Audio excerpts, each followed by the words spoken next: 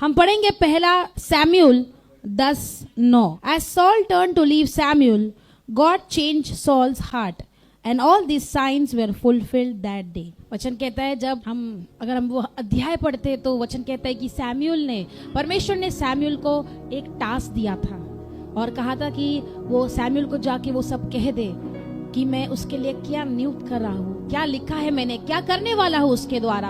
और तुरंत ही वचन कहता है कि सैमुअल ने जैसे ही उसे कहा और शाऊल ने जैसे वो सैमुअल से, जैसे हम एक दूसरे से बातचीत करते हैं, जैसे ही वो बातचीत किया और जैसे ही सॉल पीछे मुड़ा, परमेश्वर ने उसका एक हृदय बदला।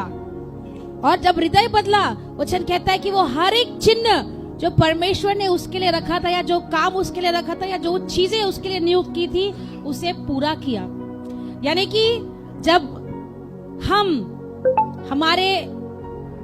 परमेश्वर हमारे लिए कुछ नियुक्त करता है या कुछ रखा है, और जब हम मुड़ते हैं, यानी कि परमेश्वर की आवाज को सुनकर मुड़ते हैं, यानी कि परमेश्वर एक नया हृदय देता है। हालेलुया।